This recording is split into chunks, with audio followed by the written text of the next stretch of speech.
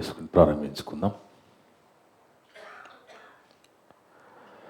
క్రీస్తు యేసునందు మమ్మల్ని అతి మిక్కిలిగా ప్రేమించిన మా పరలోకపు తండ్రి, మీ యొక్క పరిశుద్ధమైన ఘనమైన నామమును బట్టి స్తోత్రాలు వందనాలనైనా.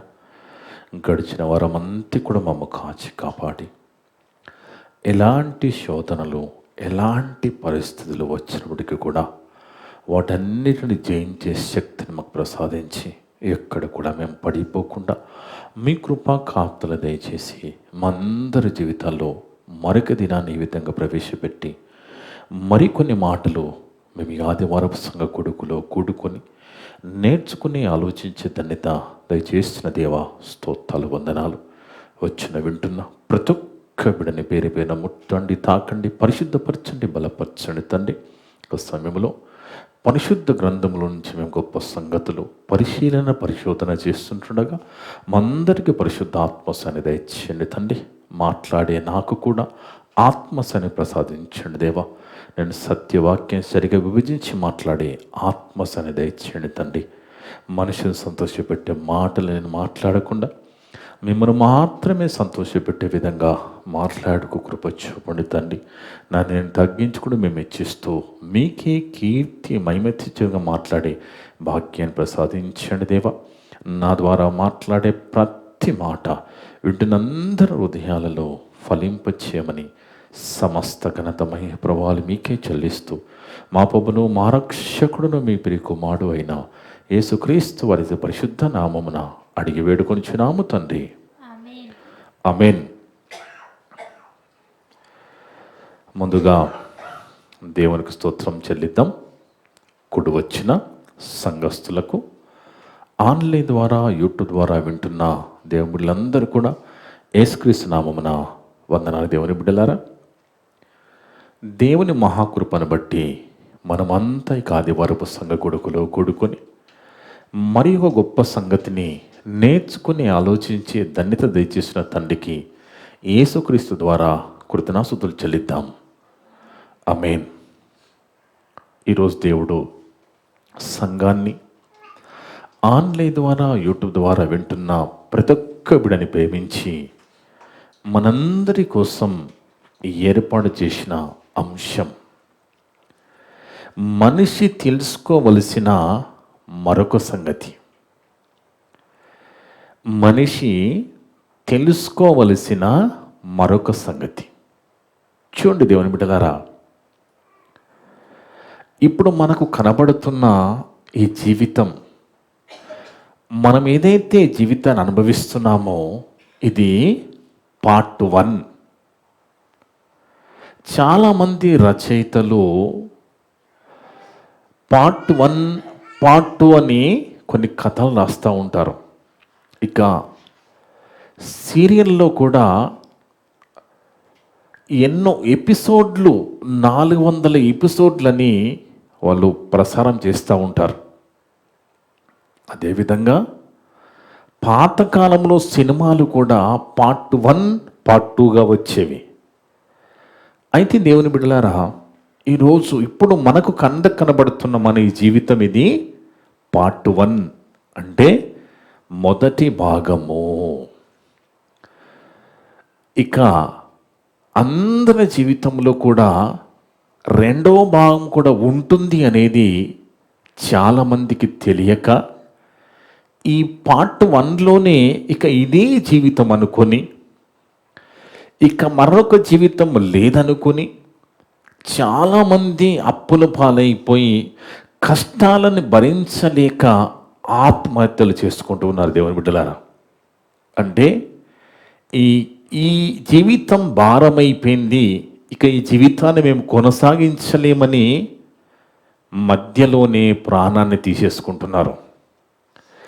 కొంతమంది అయితే అసలు ఎవరు చూసి వచ్చారండి నరకము, ఈ పరలోకం, ఈ శిక్ష అని మాట్లాడుతూ ఉన్నారు. అలాంటి వాళ్ళు కూడా లోకంలో లేకపోలేదు. అయితే దేవుని బిడ్డలారా, మనకి కొన్ని విషయాలు మాత్రమే తెలుసు. మన కళ్ళకి కనబడుతున్న ఈ ప్రకృతిలో కొన్ని విషయాలు మాత్రమే మనకు తెలుసు. అంటే కాలాలు. ఎండాకాలం తర్వాత వర్షాకాలం వస్తుందని, వర్షాకాలం తర్వాత చలికాలం వస్తుందని మనకు తెలుసు.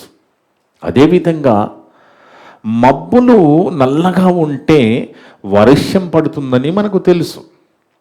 ఇక సముద్రంలో సునామీ వస్తుందని, తుఫాన్లు వస్తుందని చెప్పే రాడార్లు కూడా మానవుడు కనిపెట్టాడు.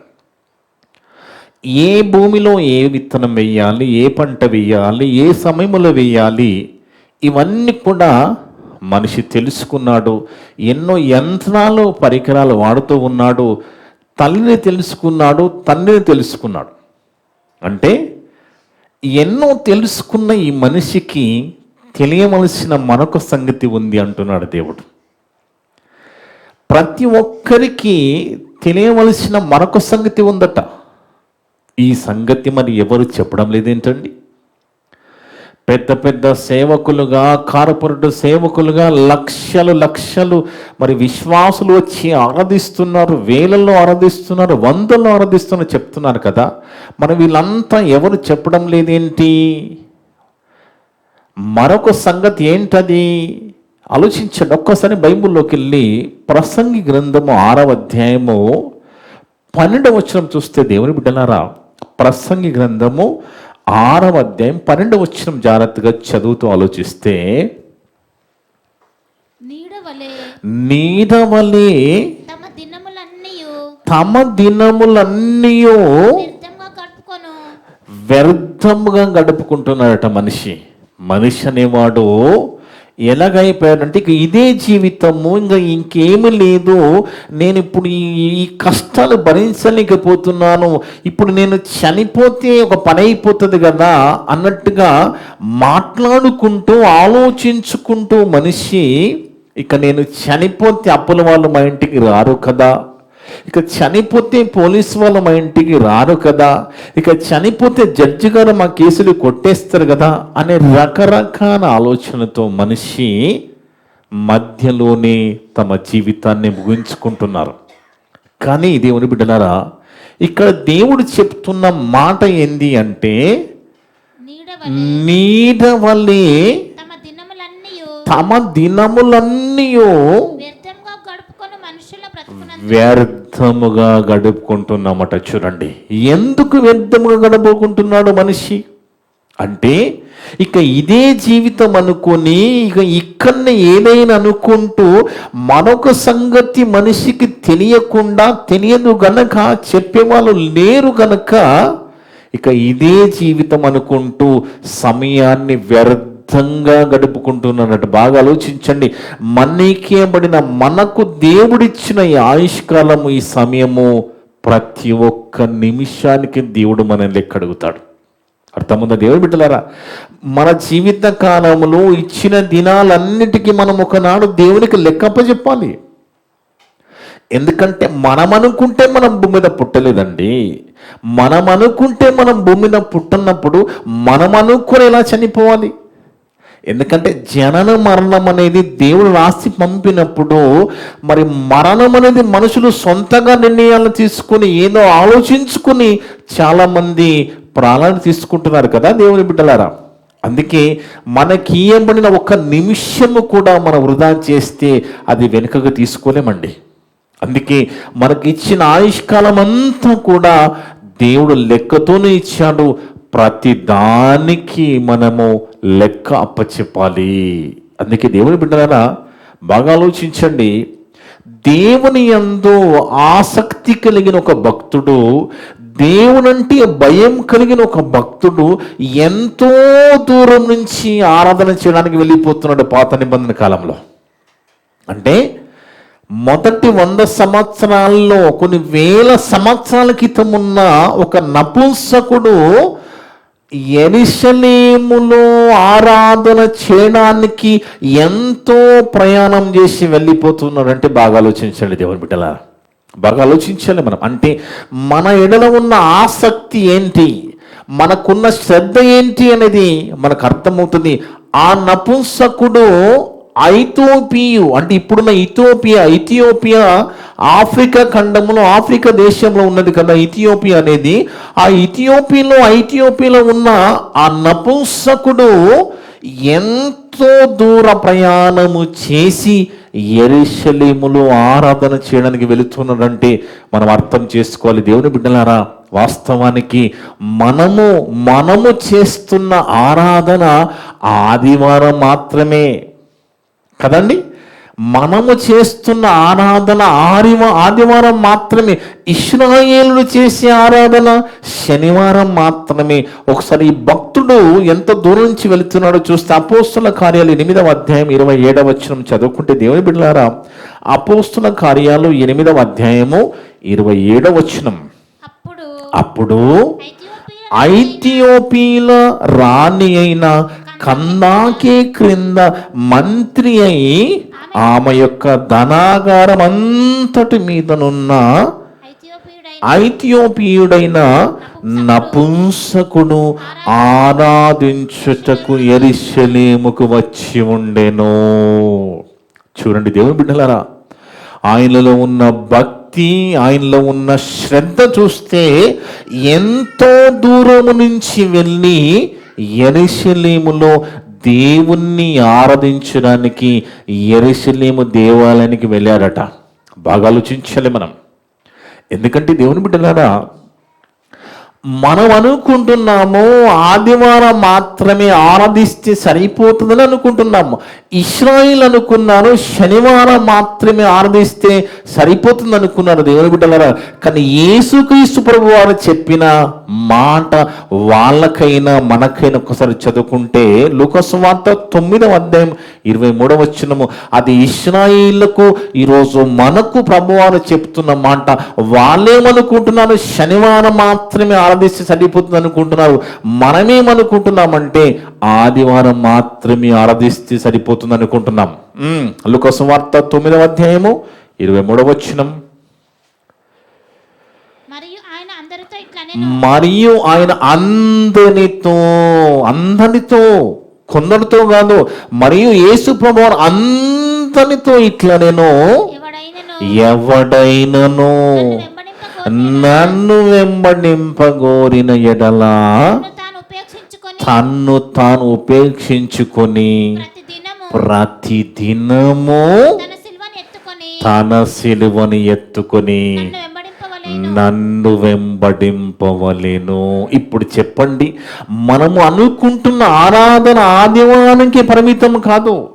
ఇశ్రాయేల్ అనుకున్న ఆరాధన శనివారం మాత్రమే పరిమితం కాదు. ఆనాడు వాళ్ళైనా ఇప్పుడు మనమైనా ప్రతిదినము ఆదివారము సమాజముగా కూడుకుంటున్న మనము ప్రతిదినము ఏవను సిలువను వాళ్ళు ఎత్తుకొని యేసుక్రీస్తుని వెంబడించాలని ప్రభువారు చెప్తున్నారు. అంటే బాగా ఆలోచించండి దేవుని బిడ్డలారా, సోమవారము ప్రతి దినంలో ఉన్నది కదా, మంగళవారము ప్రతి దినంలో ఉన్నది, బుధవారము, బేస్తవారము, శుక్ర, శని ప్రతి దినములో ఉన్నది కదా.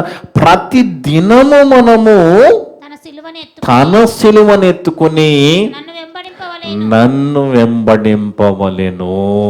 బాగా ఆలోచించండి దేవుని బిడ్డలారా, మొదటి భాగములో మనం ఉన్నాము. ఈ భూమి మీద బతుకుతున్న మనమంతా కూడా పార్ట్ 1లో జీవితాన్ని కొనసాగించుకుంటూ వెళ్ళిపోతున్నాము కదా. పార్ట్ 1 బాగుంటేనే పార్ట్ 2 బాగుంటుంది. అర్థమవుతుంది మాట. పార్ట్ 1 మొదటి భాగమైన మన జీవితం బాగుంటేనే రెండో భాగము బాగుంటుంది. మీకు బాగా అర్థం కావాలంటే దేవుని బిడ్డలారా, ఈ మొదటి భాగమైన మన విశ్వాస జీవితము, మన భక్తి జీవితం బాగుంటేనే దానిని బట్టి రెండో భాగము బాగుంటుంది. అంటే ఒక విత్తనము మంచిదైతేనే మంచి మొలక వస్తుంది, అవునా కదా? విత్తనము మంచిదైతేనే మంచి మొలక వస్తుంది. అందుకే ప్రభుత్వాలు కూడా విత్తన శుద్ధి కర్మాగారాలు పెట్టి విత్తనాలకి కొన్ని రసాయనాలు, కెమికల్లో ఎలాంటి పురుగులు లేకుండా చేసి మరి సప్లై చేస్తూ ఉంటారు కదా. అది మనకు అర్థమవుతుంది. దేవుని బిడ్డలారా, మన ఈ జీవితం అనే విత్తనము బాగుంటే తర్వాత మొలకెత్తబోయే ఆ రెండో భాగమైన పరలోకం మనకి ఇవ్వబడుతుంది. ఆలోచించండి దేవుని బిడ్డలారా, బాగా ఆలోచించండి. ఎందుకంటే ఈ పార్ట్ 1, ఇప్పుడు మనము పార్ట్ 1లో ఉన్నాం. అంటే మొదటి భాగంలో మనం ఉన్నాం. ఎందుకంటే దేవుని బిడ్డలారా, భక్తులను మనం బైబిల్లో గమనిస్తున్నప్పుడు ఒక నపుంసకుడు ఎంతో దూర ప్రయాణం చేసి దేవుని ఆరాధించడానికి వెళ్ళాడు కదా. ఒక షేబా దేశపు రాణి కూడా దేవుని గూర్చిన గొప్ప సంగతులు, జ్ఞానపు సంగతులు సొలొమోను రాజు నోట వస్తున్నాయని విని ఖండాలు దాటి వెళ్ళిందంట ఆమె. ఖండాలు దాటి వెళ్ళి ఆ సొలొమోను రాజు నోటు నుంచి ఎన్నో దేవుని జ్ఞానపు మాటలు వినడానికి అంత దూరం ప్రయాణమై వెళ్ళిపోయి దేవుని గురించి తెలుసుకున్నదని యేసుక్రీస్తు ప్రభువారు స్వయంగా మన గురించి మాట్లాడుతూ ఉన్నారు. చూడండి ఒకసారి మత్తయి సువార్త 12వ అధ్యాయం 42వ వచనం చూస్తే దేవుని బిడ్డలారా, మత్తయి సువార్త 12వ అధ్యాయం 42వ వచనం. విమర్శ సమయమున అంటే జడ్జిమెంట్ దినాన దక్షిణ దేశపు రాణి ఈ తరం వారితో నిలబడి వారి మీద నేరస్థాపన చెయ్యును. చూడండి దేవుని బిడ్డలారా, ఆమె సొలొమోను జ్ఞానం వినుటకు భూమి అంతముల నుండి వచ్చెను. ఎంతో ఖండాల దూర ప్రాంతం నుంచి సొలొమోను యొక్క జ్ఞానం వినడానికి ఆ దక్షిణ దేశపు రాణి, షేబా దేశపు రాణి మరి వచ్చినట్టుగా యేసుప్రభువు వారు మాట్లాడుతూ ఉన్నారు. చూడండి దేవుని బిడ్డలారా, అందుకే ఇప్పుడు మనకు దేవుడేస్తున్న ప్రశ్న, మనందరికి దేవుడేస్తున్న ప్రశ్న ఏందంటే, నీలో ఉన్న ఆసక్తిని చూసి, శ్రద్ధను చూసి, భక్తిని చూసి, వినయము చూసి, వివేకం చూసి, విశ్వాసము చూసి, దేన్ని చూసి మనకు పరలోకం ఇయ్యాలి దేవుడు? ఆలోచించండి. దేవుడు దేన్ని చూచి మనకు పరలోకం ఇయ్యాలి? ఎందుకంటే మనకి ఇయ్యబడిన ఈ ఆయుష్కాలములో ఈ దినాలన్నీ కూడా ఎలా గడుపుకుంటున్నాం? మరి మనకిచ్చిన సమయాన్ని ఏ విధంగా మనం ఖర్చు చేస్తున్నాం? టైం పాస్ కావడం లేదని ఫోన్ ముందు పెట్టుకుని మరి గంటలు స్పెండ్ చేస్తున్నామా? ప్రతిదీ దేవుడు గమనిస్తూ ఉంటాడు. మర్చిపోవద్దు దేవుని బిడ్డలారా. ఎందుకంటే ఒక వస్తువు అక్కడ పడిపోయిందనుకోండి, ఏదో పర్సు పడిపోతే ఎవరైనా దాన్ని తీసుకోవాలనుకున్నప్పుడు అటు చూస్తాడు, ఎవరు లేరు. ఇటు చూస్తాడు, ఎవరు లేరు. ఇటు చూస్తాడు, ఎవరు లేరు. వెనుక చూస్తాడు, ఎవరు లేరు. ఇమీడియట్గా తీసుకుని వెళ్ళిపోతూ ఉంటాడు. కానీ చూడవలసింది పైన. దేవుడు చూస్తున్నాడనే భయము లేకుండా ఇక్కడ భూమి మీద ఎవరు చూడడం లేదు అన్నట్టుగా కొంతమంది అలాంటి దొంగతనాలు, అలాంటి దొరికిన వస్తువులు తీసుకుని వెళ్ళిపోతున్నారు. కానీ చూసే దేవుడు పైనున్నాడు, ఆయన అన్ని చూస్తాడు. మనకిచ్చిన ఆయుష్కాలములో ప్రతి నిమిషము, ప్రతి గంట, ప్రతి దినము రేపన్నాడు మనము దేవునికి లెక్కప్ప చెప్పాలి. అంతకుముందు దేవుని బిడ్డలారా, నీకు ఇచ్చిన ఆయుష్కాలంలో దేవుని కోసం ఏం చేస్తున్నావు? నీ కష్టార్జితము దేవుని కోసం ఎంత ఖర్చు పెడుతున్నావు? నీ సమయాన్ని ఎంత ఖర్చు పెడుతున్నావు? చాలా మంది మెదడులో చాలా ఆలోచనలు పెట్టుకొని, ఎన్నో కోరికలు పెట్టుకొని వెళ్ళిపోతూ ఉంటారు. కానీ మనిషి చావడానికి 5 నిమిషాలు చాలండి. మనిషి చనిపోవడానికి 5 నిమిషాలు చాలు. కానీ దేవుని బిడ్డలారా, అది మర్చిపోయి మనిషి ఈ లోకములో బిజీగా ఉంటూ బ్రతుకు కొనసాగిస్తూ ఉన్నాడు. కానీ మనిషికి తెలియవలసిన మరొక సంగతి చెప్పేవాళ్ళు లేక చాలామంది ఇప్పటికే చనిపోయిన వాళ్ళు కూడా మరి లోకంలో కనబడుతూ ఉన్నారు. కానీ మనకు తెలియజేస్తున్నాడు దేవుడు, మనతో మాట్లాడుతున్నాడు. పాత నిబంధన కాలంలో మన పూర్వీకుల ద్వారా దేవుడు రాయించి ఆ మాట ద్వారా మనకు తెలియవలసిన మరొక సంగతి మాట్లాడుతూ ఉన్నాడు. ప్రసంగి గ్రంథం 12వ అధ్యాయం 6వ వచనం చదువుకుంటే, ప్రసంగి గ్రంథము 12వ అధ్యాయం 6వ వచనం మరలా చదువుదాము. 6వ అధ్యాయం 12వ వచనం. 6:12 ప్రసంగం.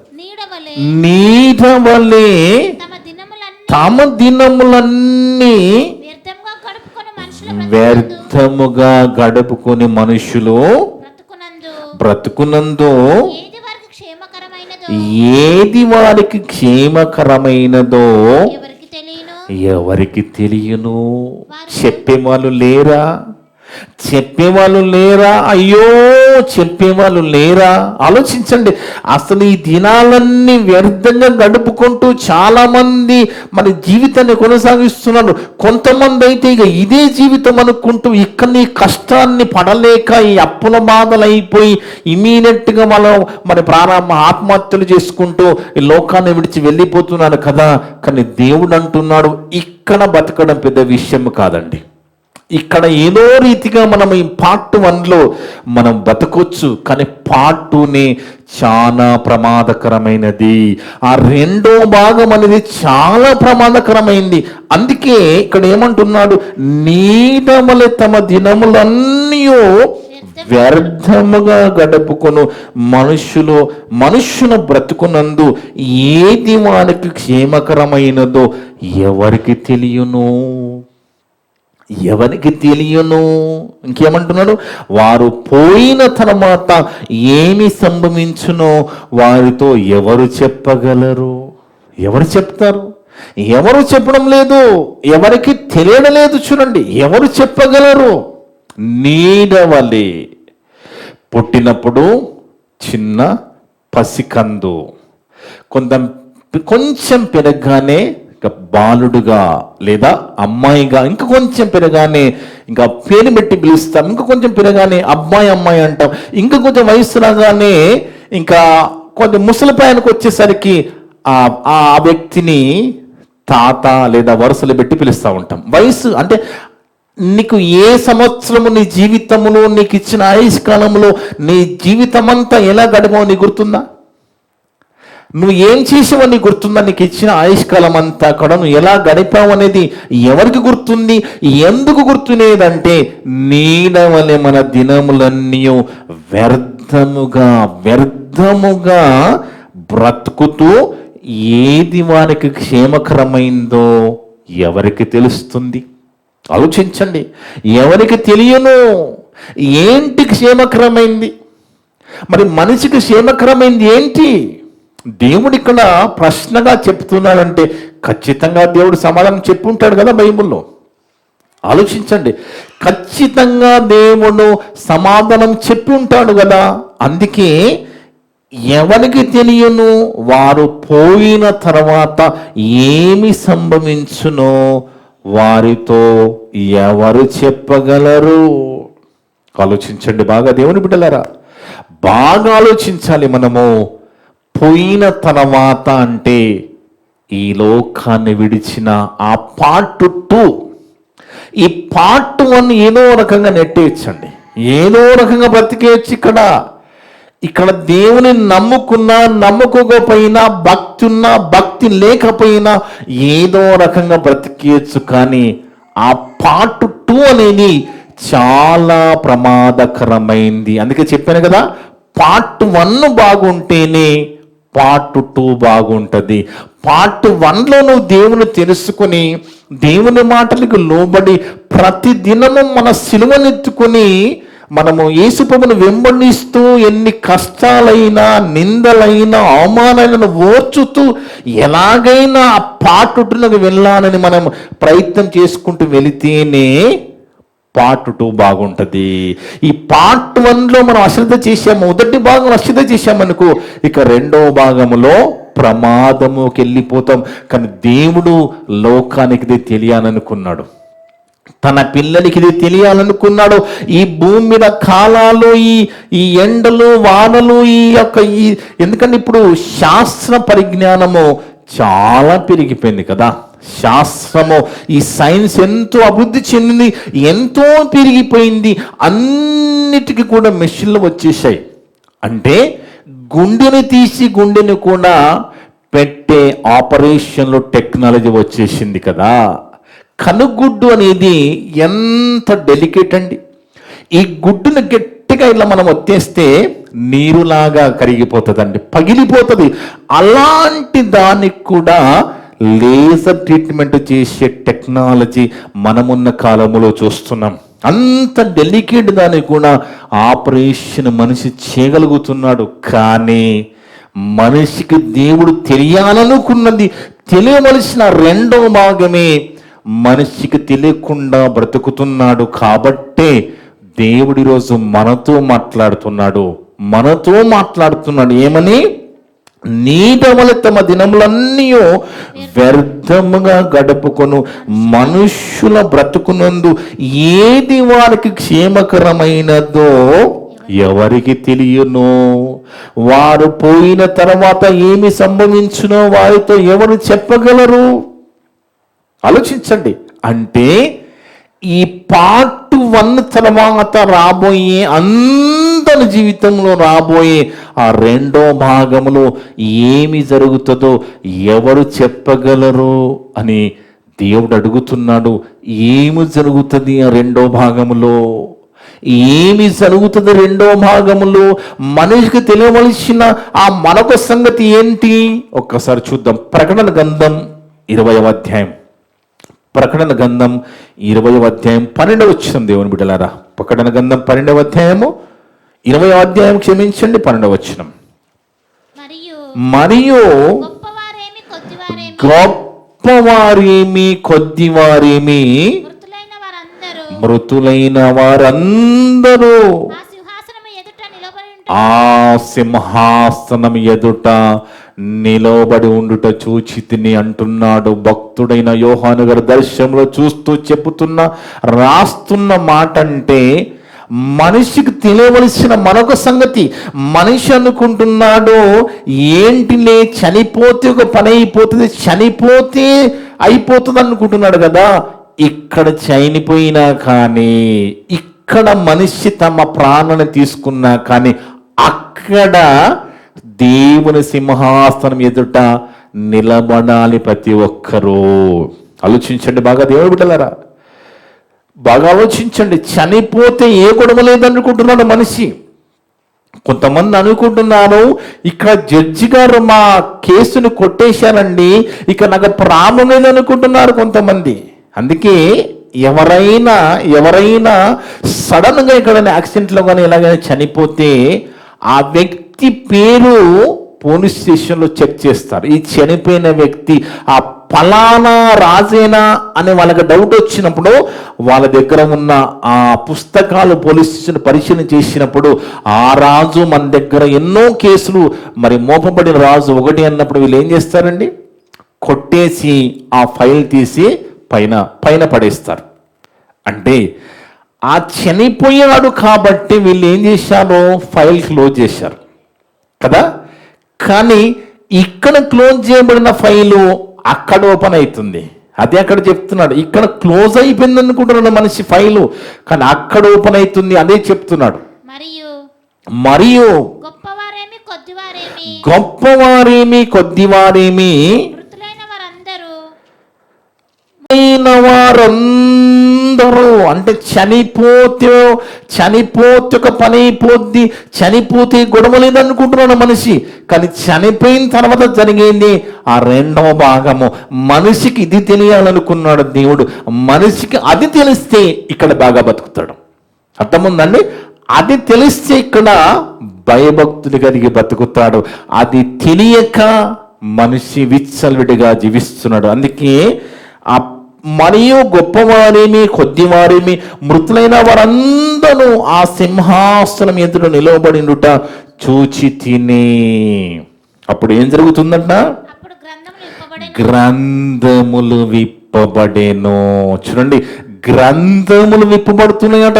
ఇక్కడ ముయ్యబడిన ఫైల్లో ఇక్కడతో అయిపోయానుకో, ఇక లోక చట్టాల ప్రకారంగా మరి గౌరవనీయులు, మరి న్యాయాధిపతులు, అధికారులు, జడ్జులు ఇక్కడ తీర్పిచ్చేసి ఉండొచ్చు లోకరీత్యంగా చట్టాల ప్రకారం. కానీ దేవుని చట్టము అలాగ లేదండి. దేవుని చట్టము వదిలిపెట్టదు. ఇక్కడ ఏదో రకంగా నువ్వు బయటపడ్డా కానీ అక్కడ దేవుడు పట్టుకుంటున్నాడు. అందుకే మనిషికి తెలియవలసింది ఏంటంటే, ఏదో రకాన ఏదో రీతిగా మనల్ని క్షమించవలసింది తండ్రి అండి.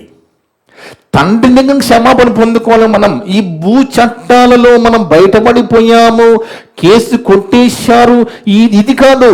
దేవుని చట్టములో ఖచ్చితంగా దేవుడు పట్టుకుంటాడు కాబట్టి మనని క్షమించవలసింది మనుషులే కాదు, దేవుడు అయిన తండ్రి క్షమించాలి. అందుకే గ్రంథములు రాస్తున్నాడు అందరి గురించి. మన గురించి మనము డైలీ రాసుకోవడం లేదవ, కానీ మనకిచ్చిన ఆయుష్కాలంలో ఎప్పుడు మనం ఏం చేశామో ఎక్కడికి వెళ్ళాం ప్రతిదీ కూడా దేవుడు పుస్తకము రాస్తున్నాడు, గ్రంథాలు రాస్తున్నాడట. అప్పుడు గ్రంథములు విప్పబడెను. అంటే ఒక్కొక్కరికి ఒక్కొక్క గ్రంథం అండి. ఇప్పుడు నేనున్నాను, నా పేరు మీద ఒక గ్రంథం ఉంటుంది. ఆ గ్రంథములో నాకు ఇచ్చిన ఆయుష్కాలంలో నేను రక్షణ పొందుకున్నానా లేదా, నేను రక్షణ పొందుకొని దేవుని కోసం బ్రతికి కొంతమంది బతికిస్తూ ఎలాంటి విశ్వాసం కలిగి ఉన్నాను, ఎలాంటి త్యాగము కలిగి ఉన్నాను, ఎలాంటి ప్రేమ కలిగి ఉన్నాను, ఏ విధంగా దేవుని కోసం కష్టపడుతున్నాను, ఏ విధంగా దేవుని పని చేస్తున్నాను, ఏ విధంగా సువార్త జరిగిస్తున్నాను, నా బ్రతుకు ఆయుష్కాలం అంతా ఏ విధంగా జీవించాననేది ఆ గ్రంథంలో దేవుడు రాసుకుంటాడు. అదే రీతిగా నువ్వు చేస్తున్న చెడ్డ పనులు, నువ్వు చేస్తున్న నేరాలు, ఘోరాలు, నీ వ్యర్థమైన జీవితం అంతా కూడా ఆ గ్రంథంలో రాసుకుంటాడు. నువ్వు మంచిగా జీవించిన రాసుకుంటాడు, చెడ్డగా దీవించిన రాసుకుంటాడు. కానీ మనిషికి తెలియవలసింది మరొక సంగతి ఏంటంటే, ఇక్కడతో అయిపోతుంది అనుకుంటున్నాడు. ఇక్కడతో అయిపోదు, అక్కడ ప్రారంభమవుతుంది మరలా. అక్కడ మరలా గ్రంథాలు విప్పబడతాయట. అప్పుడు గ్రంథములు విప్పబడెను, మరియు జీవ గ్రంథమును వేరొక గ్రంథము విప్పబడెను. ఆ గ్రంథముల యందు వ్రాయబడి ఉన్న వాటిని బట్టి తమ క్రియల చొప్పున మృతులు తీర్పు పొందుతారట. చూడండి, దేవుడు బిడ్డలారా, ఆయన దర్శనము చూస్తున్నాడు. మృతులు తీర్పు పొందుతారు అంటే నీకిచ్చిన ఆయుష్కాలములు, నీకిచ్చిన ప్రతి గంట, ప్రతి దినము, నీ జీవితం అంతా నువ్వు ఎలా బ్రతికావు, ఎలా జీవించావు, ఏం మాట్లాడావు, ఏం చేసావు, ప్రతిది కూడా ఎవరికి వారికి దేవుడు గ్రంథాలు రాసినప్పుడు ఆ గ్రంథాన్ని బట్టి నువ్వు మంచివాడైతే నీ పేరు జీవ గ్రంథంలో ఉంటుంది. నువ్వు చెడ్డవాడవు, చెడ్డదానమైతే ఇక నీకు జీవ గ్రంథములో చోటు ఉండదు. అంటే జీవ గ్రంథములో పేరుండాలి. అర్థముందా దేవుని బిడ్డలారా? మన పేరు ఎక్కడ ఉండాలి? జీవ గ్రంథములో మన పేరుంటేనే మనం పరలోకం వెళుతాము. జీవ గ్రంథములో మన పేరు అంటే, పేరంటే మరి యోహాను, మార్కు, మత్తయి ఈ పేరు కాదు. చాలా మంది ఎలా అనుకుంటున్నారంటే, బైబిల్లో ఉద్దండుల పేర్లు, మంచి మంచి భక్తుల పేర్లు తీసుకుని ఆ పేర్లు పెట్టుకుని, ఎందుకంటే గ్రంథముల పేరంటే ఈ పేరు కాదు అక్కడ ఉండేది, ఈ పేరు కాదు అక్కడ రాసుకునేది. ఎలాగైపోయారంటే దేవుని బిడ్డలారా, ఏదో రకంగా పాస్టర్ గారిని వెతికించి విసికించి ఏదో రకంగా బైబిల్లోంచి పేరు పెట్టించుకోవచ్చు. కానీ ఆ మత్తయని, మార్కని, పౌలని పేరు కాదు అక్కడ ఉండేది. ఇప్పుడు నీ పేరు, నీవేదైతే పేరు కలిగి ఉన్నావో ఆ పేరు కలిగిన నీవు నీ జీవిత కాలం అంతా ఎలా బ్రతికావని పేరు రాయబడి ఉంటుంది, ఎలా నీ జీవితం గడిపమని రాయబడి ఉంటుంది తప్ప పేరు అనగానే కొంతమంది ఎలా ఉన్నారంటే 2 పేర్లు పెట్టుకుంటున్నారు. ఆ 2 పేర్లు కూడా గొప్ప దైవ సేవకులు, గొప్ప ప్రవక్తల పేర్లు, గొప్ప దేవుని కోసం ఎంతో కష్టపడ్డ వాళ్ళ పేర్లు పెట్టుకుంటున్నారు.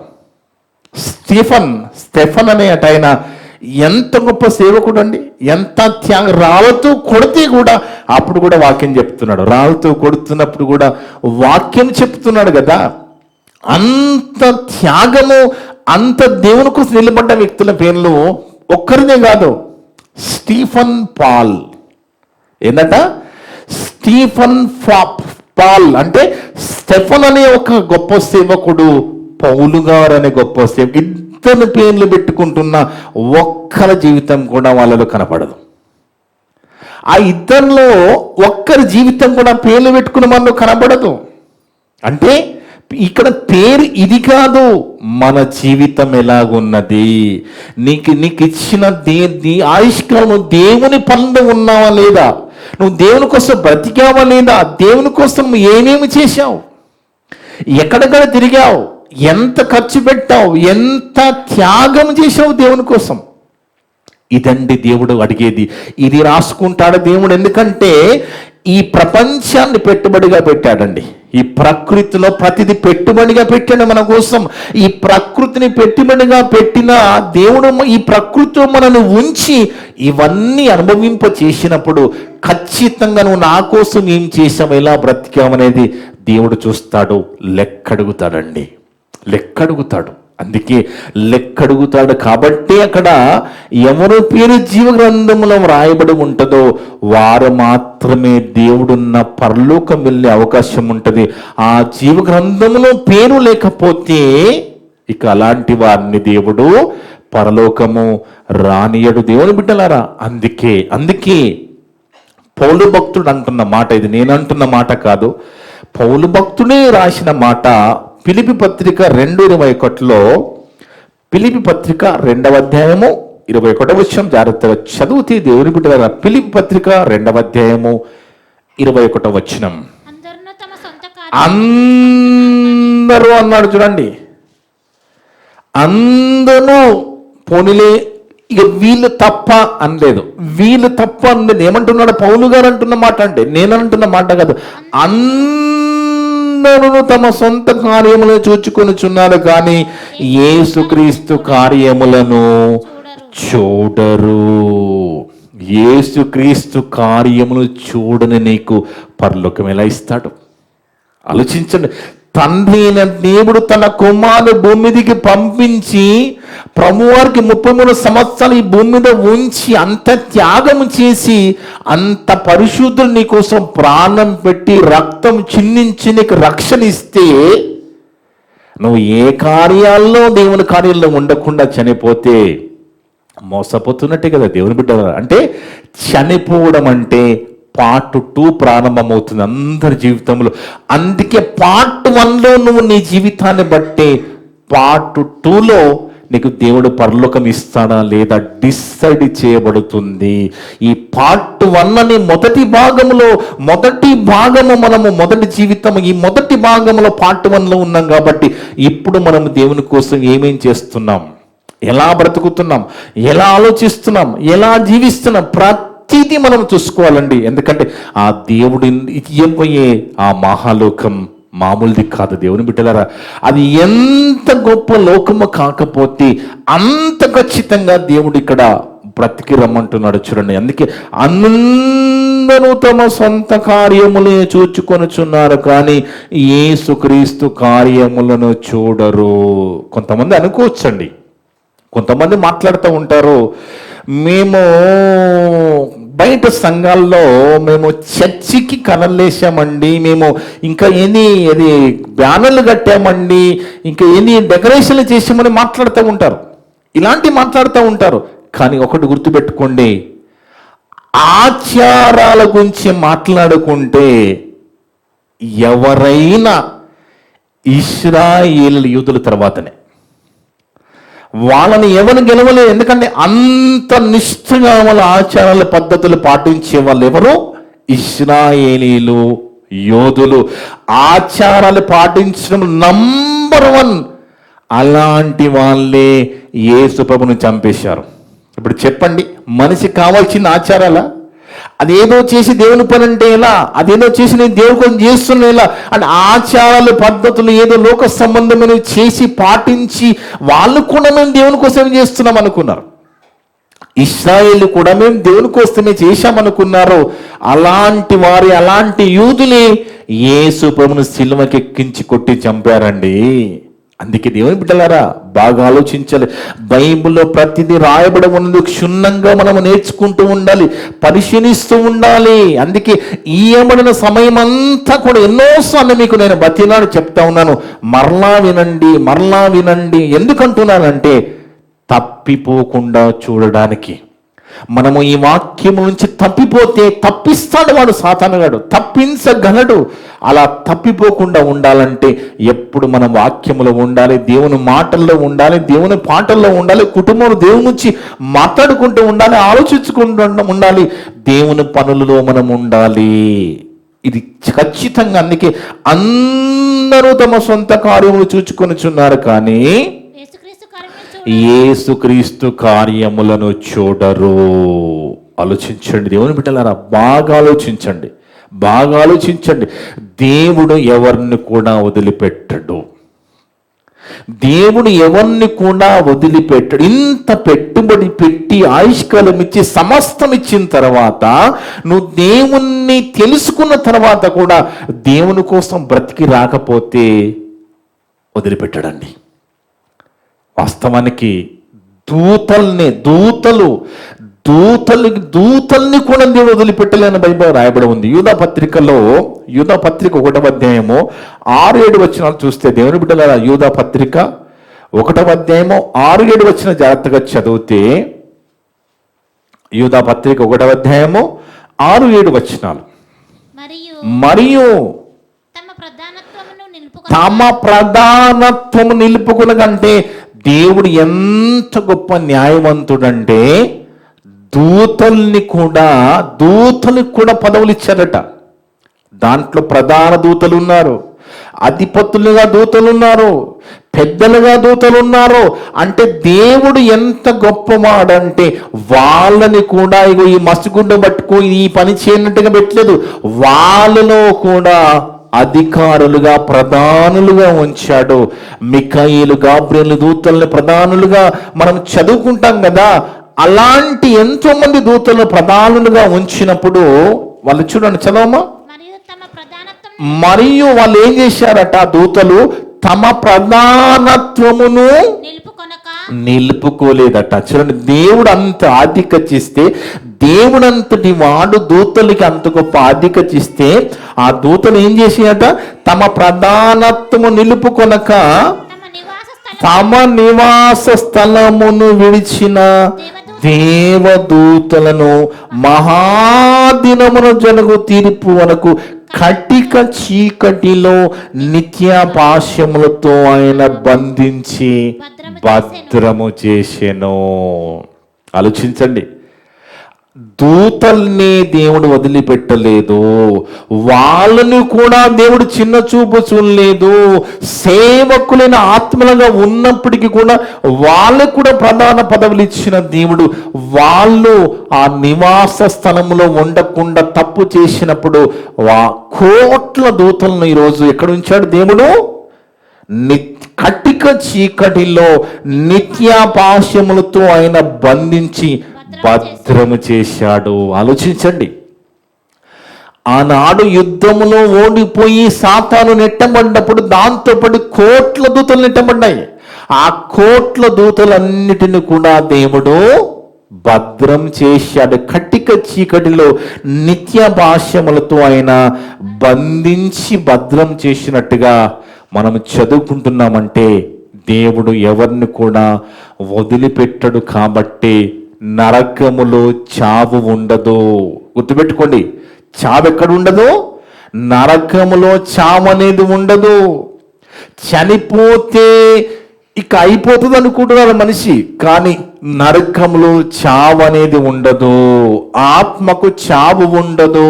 ఈరోజు నరకములో ఎంతమంది ఉన్నారో వాళ్ళు ఏం చేస్తున్నారో, ఏడుపు పండ్లు కొరుకుతూ ఉన్నారు. దేవుని బిడ్డలారా, ఏ పండ్లు? యాపిల్ పండ్లు ఇవి కాదు, అవన్నీ చాలా కొరికేసాం మనం, వాటి గురించి కాదు. ఓపికన్నంత వరకు ఏడుస్తున్నారో, ఓపిక నశించిపోగానే పండ్లు కొరుకుతూ ఉన్నారు. కొంతమంది నిద్రలో పండ్లు కొరుకుతారు తెలుసు కదా. కొంతమంది నిద్రిస్తున్నప్పుడు నైట్ నిద్రలో పండ్లు కొరుకుతూ ఉంటారు. అక్కడ నరకములో కోట్ల మంది చేస్తున్న పని ఏంటి? ఏడుపు పండు కొరకడం, ఏడుపు పండ్లు కొరకడం. అందుకే నరకములో చావుండదని మరి మార్కు గారి ద్వారా దేవుడు రాయించాడు. మార్కు సువార్త 9వ అధ్యాయము 48వ వచనం చదువుకుంటే, దేవుని బిడ్డలారా, మార్కు సువార్త 9వ అధ్యాయము 48వ వచనం. నరకమున వారి పురుగు చావదు, అగ్ని ఆరదు. ఏందట?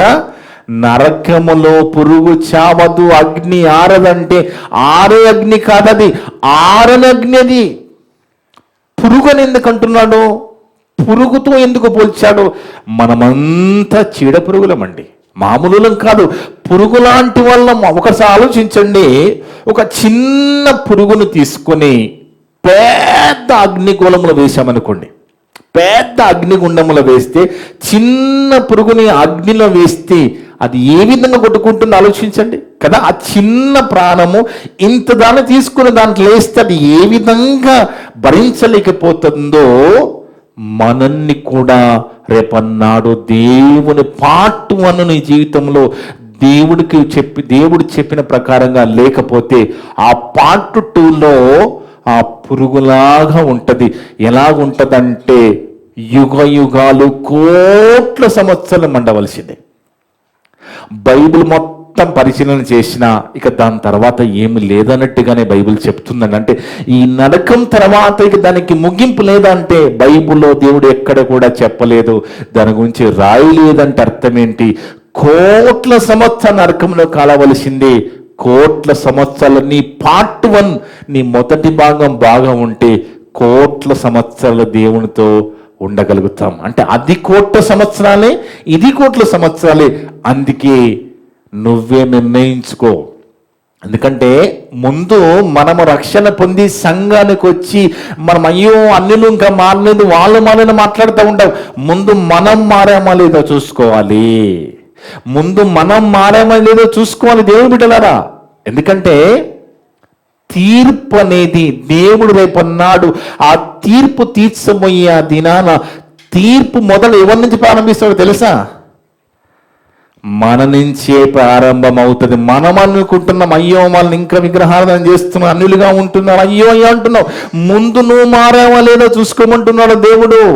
చివరిగా మాట చూసుకున్నాము 1వ పేతురు పత్రిక 4వ అధ్యాయము, 1వ పేతురు పత్రిక 4వ అధ్యాయము 17-18 వచనాలు. 1వ పేతురు పత్రిక 4వ అధ్యాయము 17-18 వచనాలు. దేవుని బిడ్డలారా, తీర్పు దేవుని ఇంటి యొద్ద. ఏంటా ఇల్లు? దేవుని యొక్క ఇల్లు ఏంటండి? దేవుని ఇల్లేంటి? మనమే ఆయన ఇల్లు, సంఘమే ఆయన ఇల్లు కదా. తీర్పు అనేది దేవుని ఇంటి యొద్ద ఆరంభమగు కాలము వచ్చి ఉన్నది. అది మన యొద్దనే ఆరంభమైతే దేవుని సువార్తకు అవిధేయులైన వారి గతి ఏమగును అంటున్నారంటే, ముందు మీరు ఎలాగున్నారో చూసుకోండి, ముందు మనం ఎలాగున్నామో చూసుకోవాలి. ఎందుకంటే అన్యులు అంటే ఎవరండి? అన్యులు అంటే దేవుణ్ణి ఎరగని వాళ్ళు, మారు మనసు పొందని వాళ్ళంతా కూడా అన్యులే. సంఘానికి వచ్చి మారకపోయినా కానీ అన్యులే. అర్థముందండి? సంఘానికి వచ్చి మారకపోయినా అన్యులే. మీకు బాగా అర్థం కావాలంటే ప్రభుత్వము ఏం చేసిందంటే, మన ప్రభుత్వాలు ఎగ్జామ్స్ ఉంటాయి కదండి, మీకు ఇంతకుముందు కూడా చెప్పాను. ఫైనల్ ఎగ్జామ్స్ ఉంటాయి కదా, 100 మార్కులకు ప్రశ్నపత్రం ఉంటుందండి. అన్ని సబ్జెక్టులకి 4-5 సబ్జెక్టులకు ఒక్కొక్క దానికి 100 మార్కులకు ప్రశ్నపత్రం ఇస్తారు. దాంట్లో పరీక్షలు రాస్తున్న వాళ్ళకి పాస్ కావాలి. ఎన్ని మార్కులు రావాలి? 35 మార్కులు వస్తే పాస్. 100 కూడా రావచ్చు, ఎన్నైనా రావచ్చు, 100 రావచ్చు, 90 రావచ్చు. 35 మార్కులు వస్తే పాస్. అవునా కదా? అంటే 35 మార్కులు వస్తేనే పాస్ అన్నప్పుడు 100 మార్కులు వచ్చినా కానీ పాసే, కానీ మెరిట్లో పాస్ అంటాం దాన్ని. అదేవిధంగా 34 వస్తే, 34 మార్కులు వస్తే ఫెయిల్. 2 మార్కులు వచ్చినా ఫెయిలే, 2 మార్కులు వచ్చినా ఫెయిలే, 34 మార్కులు వచ్చినా ఫెయిలే. కానీ 34 వచ్చిన వాడు 1 మార్కులో పోయిందని బాధపడుతూ ఉంటాడు. 2 మార్కులు వచ్చిన వాడు సంతోషంగా చెప్తాడు 2 మార్కులే వచ్చాయి నాకని. కానీ దేవుని బిడ్డలారా బాగా ఆలోచించండి, బాగా ఆలోచించాలి. దేవుళ్ళకి వచ్చామనుకుంటూ, దేవుళ్ళో ఉన్నామనుకుంటూ 30 మార్కులు వచ్చి 34 వచ్చాయనుకోండి, అంటే అన్యుడుగా ఉన్నవాడు దేవుళ్ళో ఉన్నామనుకుంటూ 34 వచ్చినా అన్యుడు మనము సమానమైపోతాం. అర్థముందా దేవుని బిడ్డలారా? అంటే ఫెయిల్. ఇప్పుడు పండు రాలగొట్టుకోవడానికి ఏ రాయి అయితే ఏందంటారు కదా, పండు రాలగొట్టుకోవడానికి ఏ రాయి అయితే ఏందన్నట్టుగా సామెత చెప్పినట్టుగా నువ్వు వచ్చి మారకపోయినా కానీ 34 మార్కులే లేదా 10 మార్కులే. కాబట్టి దేవుడు బిడ్డలారా, మనని 100కి 100 తెచ్చుకోమని దేవుడు చెప్పడం లేదండి. తన కుమారుని భూమికి పంపించిన దేవుడు కనీసం 35 మార్కులు వచ్చే విధంగా మనం ఉన్నామా? ఆలోచించండి. దేవుడు తన కుమారుని పంపించి ఇంత త్యాగము, ఇంత బలియాగం జరిగిన తర్వాత కూడా అన్యులు అంటున్నాం, కానీ మనం ఎంతవరకు మారాం? మనలో ఎంతవరకు మార్పు ఉన్నది? సంఘాలకు వస్తూ మారు మనసు లేని వారు, మారిన వాళ్ళు కూడా ఇప్పటి కూడా బైబిల్ ప్రకారంగా అన్యులే. ఆలోచించండి. అందుకే దేవుని బిడ్డలారా, 34 వచ్చిన వాడు ఫెయిలే, 2 వచ్చిన వాడు ఫెయిలే. 2 అన్నిటికి వచ్చాయి, 34 సంఘానికి వచ్చి మారణానికి వచ్చిన ఇద్దరు సమానమే కదా. కాబట్టి దేవుని బిడ్డలారా, ఒక పౌలు లాంటి వాడు, ఒక ఏషియా లాంటి వాడు, ఒక ఇరిమ లాంటి వాళ్ళు 100కి 100 తెచ్చుకున్నారండి. వాళ్ళు 100 మార్కులు తెచ్చుకున్నాడు. పౌలు తనకున్నంత పెంటగా భావించాడు, కానీ మనము అన్ని పెంటగా భావించలేకపోతున్నాము. చూడండి, అలాంటి వాళ్ళు 100కి 100 తెచ్చుకున్నారు, కానీ మనము కనీసం 30 మార్కులన్నా తెచ్చుకునే విధంగా ఉన్నామా? ఆలోచించండి. కనీసం పాస్ అయ్యే విధంగా ఉన్నామా? పాస్ కాకపోతే అన్నుడుగా ఉన్నవాడు, పాస్ కానివాడు ఒకటే లిస్టుకి వెళ్ళిపోతున్నారు. ఏ లిస్టులకి? అక్కడ ఏడుపు, పనులు కొరకటమే, ఇక వేరే పని ఉండదు వాళ్ళకి. అక్కడి నుంచి ఫోన్ చేసి చెప్దామంటే సిగ్నల్స్ ఉండవు, ఫోన్లు ఉండవు. ఎవరికి చెప్తాం? పక్కన చెప్దామంటే వాడు పన్ను కొరుకుతున్నాడు, ఏడుస్తున్నాడు, ఎవరు చెప్తాం చెప్పండి? ఒకసారి చూద్దాం ఆ మాట. ఆ పన్ను కొరకు ఏడుపు పన్ను కొరకడం అనేది ప్రభువారు చెప్తున్న మాట. మత్తయి సువార్త 22వ అధ్యాయము 14వ వచనం, 13-14 వచనం. మత్తయి సువార్త 22వ అధ్యాయము 13-14 వచనాలు. అంతటా రాజు వీన్ని కాలు చేతులు కట్టి వెలుపటి చీకటిలోనికి త్రోసివేడి, అక్కడ ఏడుపును పండ్లు కొరుకుటయు ఉండునని పరిచారకులతో చెప్పెను. కాగా పిలువబడిన వారు అనేకులు, ఏర్పరచబడిన వారు కొందరే అని చెప్పాను. గుంపులుగా సంఘాలకు వెళుతున్నారు. అందులో ఎంతమంది పరలోకం వెళ్ళగలరు? ఎంతమంది తమ ఈ భూ సంబంధమైన పార్ట్ 1లో మునిగిపోయి ఆ పార్ట్ను అసలు చేసే వాళ్ళు ఎంతమంది ఉన్నారు చెప్పండి దేవుని బిడ్డలారా. ఇప్పుడు ఈ మాటలు విన్న తర్వాత మనమైనా సరిగా ఉన్నామా లేదా చూసుకోవాలి. మనమైనా దేవుడు రేపన్నాడు వచ్చినప్పుడు మనము దేవునితో యేసుతో పాటు పరలోకి వెళ్ళే విధంగా చూసుకోవాలండి. ఇన్ని మాటలు విన్న మనము కూడా తప్పిపోతే అన్యుడికి మనకి తేడా ఏముంది చెప్పండి దేవుని బిడ్డలా. ఎన్ని మాటలు, ఎన్ని జ్ఞానప సంగతులు, ఎన్ని లోతన సంగతులు దేవుడు మనకు నేర్పిస్తున్నాడంటే, దేవుని యొక్క ప్రేమ ఎంత గొప్పదంటే ఎవ్వరు కూడా తప్పిపోవద్దని దేవుడు కోరుకుంటున్నాడు. అంతటా అందరూ మారు మనసు పొందాలి, అందరూ పరలోకం రావాలని దేవుడు కోరుకుంటున్నాడు. కానీ అందరు రారని దేవుడే చెప్తున్నాడు రిజల్ట్. కానీ ఆ వెళ్ళే వాళ్ళు మనం ఉన్నామా లేదా, అది మనం ప్రశ్న వేసుకోవాలి. ఆ వెళ్ళే లిస్టులో మనం ఉన్నామా లేదా? ఎందుకంటే అక్కడికి వెళ్ళిన తర్వాత ఇంకా మనల్ని రక్షించే వాళ్ళు లేరు, పట్టించుకునే వాళ్ళు లేరు. అక్కడికి పోకముందే ఈ మొదటి భాగములో మన జీవితంలో దేవునికి ఎంత స్థలం ఉన్నది. నువ్వు రోజు ఏం చేస్తున్నావు? నిన్న ఏం చేసామంటే, నిన్న యేసు గురించి చెప్పామంటే మీ దగ్గర సమాధానం ఉందా? పోనీ మొన్న చెప్పామంటే సమాధానం ఉందా? చూడండి, ప్రతిరోజు మనం ఏం చేస్తున్నాం దేవుని కోసం అనేది ప్రశ్న వేసుకోవాలి. దేవుని బిడ్డలారా, మన పనులు ఎలాగా చేసుకుంటాం దానికి ఎవరికి నేను చెప్పవలసిన పని లేదు, అది మీకు బాగా తెలుసు. కానీ దేవుని పని అందరూ సొంత కార్యము చూచుకొనుచున్నారు, కానీ యేసుక్రీస్తు కార్యములు చూడరని పౌలు భక్తుడు ఫిలిప్పీ సంఘానికి రాస్తున్నాడంటే ఆ కాలానికి చూడని వాళ్ళు చాలా మంది ఉన్నారు, ఈ కాలంలో ఎక్కువ మంది ఉన్నారు. సంఘానికి వచ్చి వెళుతున్నారు తప్ప వచ్చి వెళ్ళడం కాదు. నీవు ఏం చేస్తున్నావు దేవుని కోసం?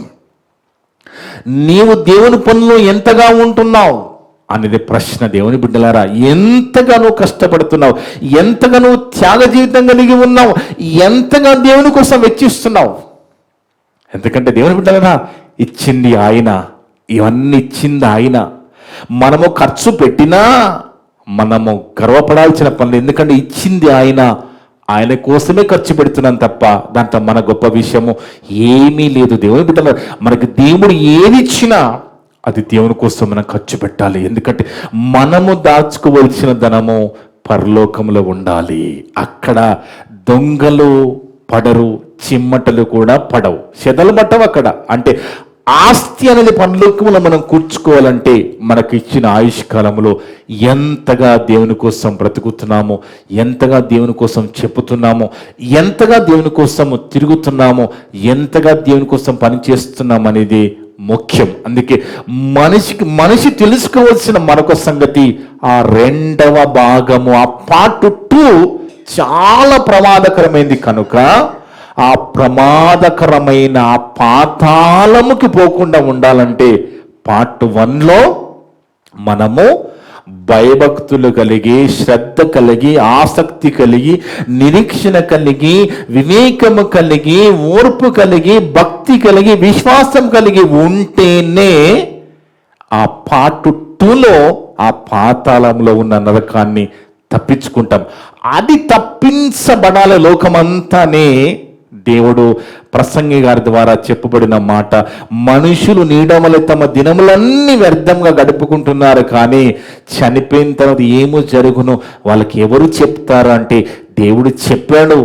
వింటే బాగుపడతారు, వినకపోతే మనము అలాంటి వాళ్ళని ఏమీ చేయలేం.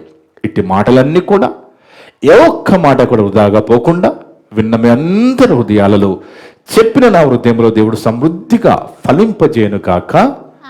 ఆమేన్. ప్రార్థన చేసుకుందాం. మమ్మలను మిక్కిలిగా ప్రేమించిన మా పరలోకపు తండ్రి, మీ యొక్క పరిశుద్ధమైన ఘనమైన నామమును బట్టి స్తోత్రాలు వందనాలునైనా. గొప్ప దేవుడునైనా, గొప్ప మాటలు ఈరోజు అందరితో మాట్లాడిన విధానాన్ని బట్టి స్తోత్రాలు వందనాలు.